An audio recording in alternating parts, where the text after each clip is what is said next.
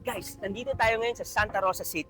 I'll be interviewing a young entrepreneur, the owner of Baking Room PH. Tara, samahan niyo ako.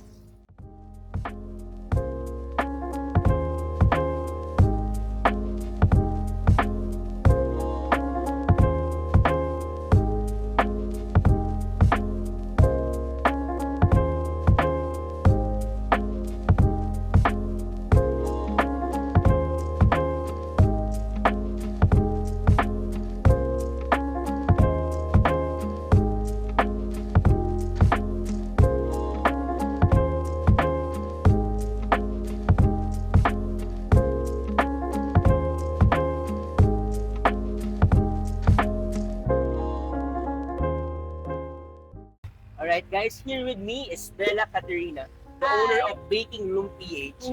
So Bella, kamusta ka naman? Hi, okay naman kuya. It's been a long time. Long time na, di ba? So Bella, again, thank you so much for giving us the chance to interview you. So this is my first question. What made you pursue this type of business? Actually, interesting enough, ever since I was a kid, interested talaga ako sa pagbibake. Alam mo yung mga baking shows, ganyan.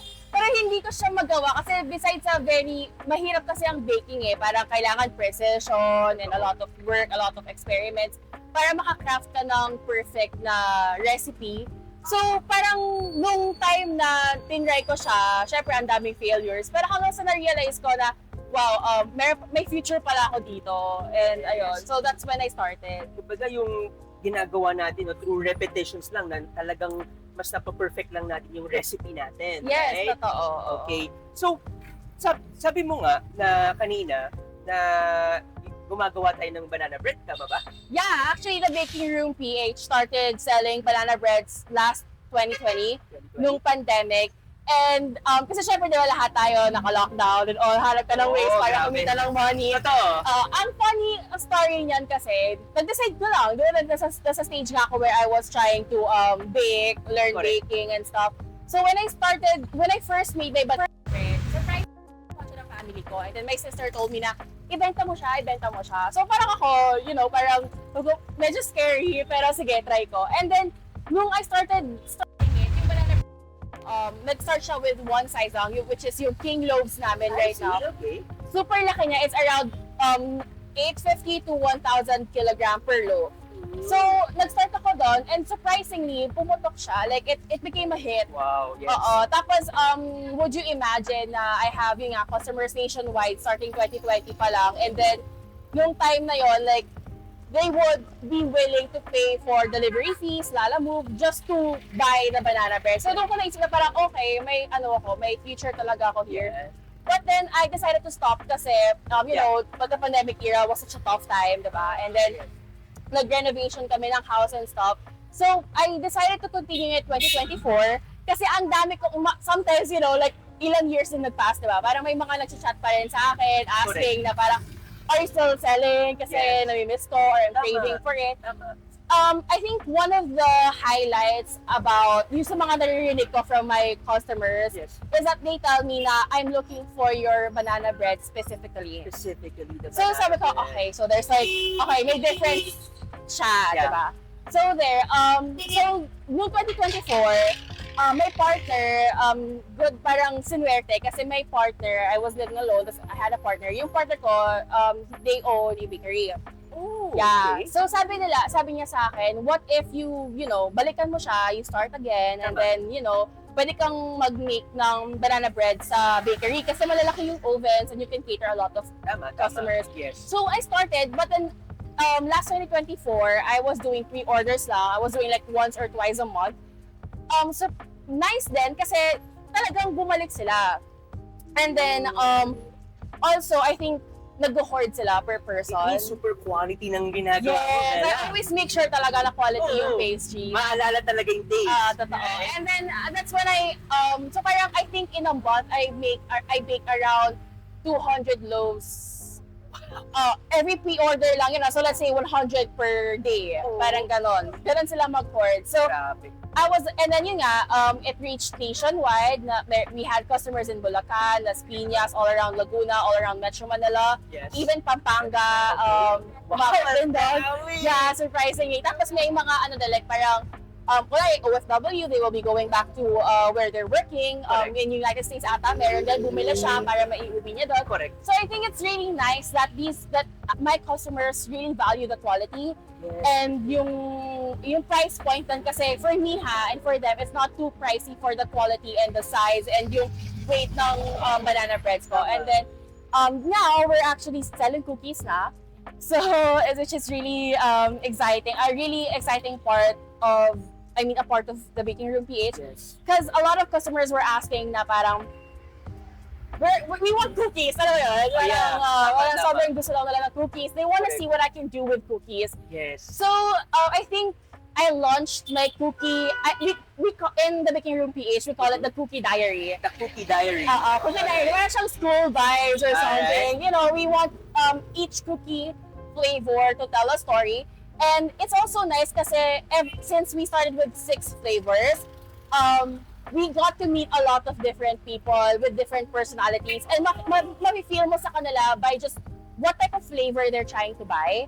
Na parang may iba na parang I'm not really a fan of matcha, but merong iba na super nagustuhan nila yung matcha, yung very matchy. So it's really interesting how people can, you know, have a common ground with pastries but have different personalities. So that's what I love about it. That's why I called it the Cookie Diary. Ang galing. Yeah, we launched it last parang almost end of September na. Yeah, September this year. Yeah, Okay. this year lang. And then, yeah, I wasn't prepared kasi when we did a soft launch, sobrang daming bumili. I think Good job. umabot kami ng 200 cookies. We weren't expecting it, but Yes. we were More really to come. grateful. Yes, ayun. So that was just the first day. And there, yeah, so, yun, happy to say naman. Mhm. Grabe, Bella, thank you so much for sharing. So sa ngayon, since nag-start tayo this, syempre September pa lang, currently ba, ano ba yung mga challenges lately? First and foremost, definitely was nung nagsa-start ako crafting my cookie recipes. Cookie recipe? Yes, Mga gano'n siya katagal? I think umabot ako ng 2 to 3 months 2 to 3 months to to craft. para mag-ensayo sa flavor mismo. Yes, kasi you know, the thing about baking is it's basically science, you know. You have to understand each ingredient, kung ano yung quality and kung ano yung dinadagdag niya dun sa kakalabasan ng pastry mo. Yeah. And I had to make sure that each cookie or each pastry that I make has its own personality, ika nga. So, you know, so parang I'm not the type of baker na parang, okay, one dough fits all and then add-ons na lang, mix another flavor. I had to make sure that each flavor that I craft or each cookie flavor that I craft is personalized. So, yun talaga yung inano ko, yun yung ginol ko. So, it took me 2 to 3 months. Take note, magastos. I'm sure mababawi mo talaga Yes, yan. yes. Oo. Actually, yeah, and happy to say naman, lahat, all the hard work, all the parang sleepless nights, all the gastos then really paid off because a lot of customers really, nakikita ko when we launched the Cookie Diary, a lot of customers were tagging us, a lot of customers, even if hindi namin sila kilala. So it's really nice kasi, well, technically you would start with people that you know, right? Hanggang magiging web na siya na they would recommend. But then there are really people who, you know, really chat us sa page online nung wala pa kaming booth. And yeah, surprisingly, they're really, really supportive kahit hindi namin sila kilala directly. So it's really nice. And, naku Bella, again, thank you so much. So, ngayon, anything that you can share na about wisdom mo naman sa pagbe-business to our audience, sa mga aspirants, no? Na gusto rin sana mag-start ng ganitong type of business. For me, if you're, this is a general advice. If you're looking into starting up your own business, first and foremost, you have to know the ins and outs of it. Hindi ka pwedeng magnegosyo ng basic knowledge lang alam mo. And I really believe in passion. I really believe na if you really like what you do, even hell, if you love what you do, Yes. it will blossom. Sunod-sunod na yan. Kasi kapag love mo yung gusto mo, the burnouts are very minimal eh.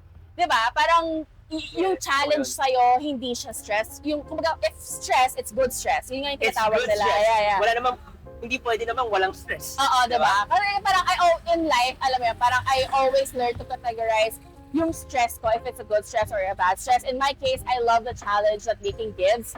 So parang, masarap na kapag natikman ko I crafted my first recipe, parang, oh, it's not that perfect. Sabi nila parang, oh, it's really good but not that perfect. hanggang sa nasa-challenge ako until I get that perfect recipe. Yun yung parang gold medal for me. That's the goal. That's the win. So, yun. So, doon ako kumukuha ng parang fire to keep the business going. Yes. And then, yun nga, habang nakikilala siya, so that's a really great, kumbaga parang motivation for me. Correct. And then, in terms of baking naman, it's, yun nga, then again, it's really magastos. Medyo magastos siya. But if you really love what you're doing and you make sure that your the pastries that you bake, in general, or kahit in general food business ka, yun ang gusto mong pasukin. If it's quality, people will really buy. People will support. I swear yan. Kahit saan ka pa. We did not have a booth when we began. Yeah. But we would always parang create like a lot of pastries talaga in a day.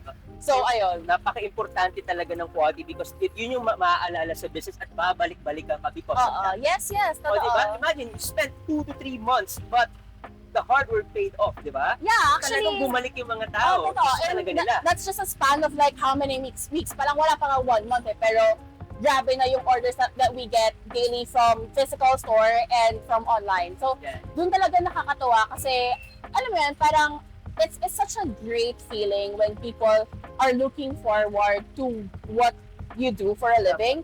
And besides that, they have a specified cravings na for what you for the pastries that I make.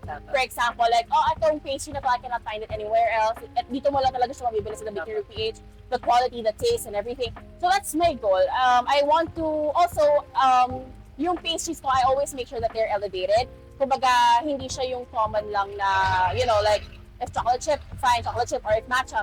I always make sure that I add a little bit of pizzazz. Alam mo yun? A twist. Para, alam mo yun, kasi I just really want people to have that parang, yun nga, story to tell. Kaya nga, I made it a cookie diary. I made it a cookie diary. Okay. Bella, thank you so much. And lastly, anything you want to say about your business? Yes, guys, visit us here in Santa Rosa, Laguna. We're just near or in front of Caltex Tagapo. We also cater orders online, so you can check us out as the Baking Room PH sa Facebook or at everythingbake.tbr sa IG, and I hope that you'll be able to try our pastries because we're planning to add more flavors, and we have a monthly pakulo of cookies talaga. So for this month, also, I just want to add, it's October, it's Halloween. Yes. So we created a Halloween special cookie called the Spooky.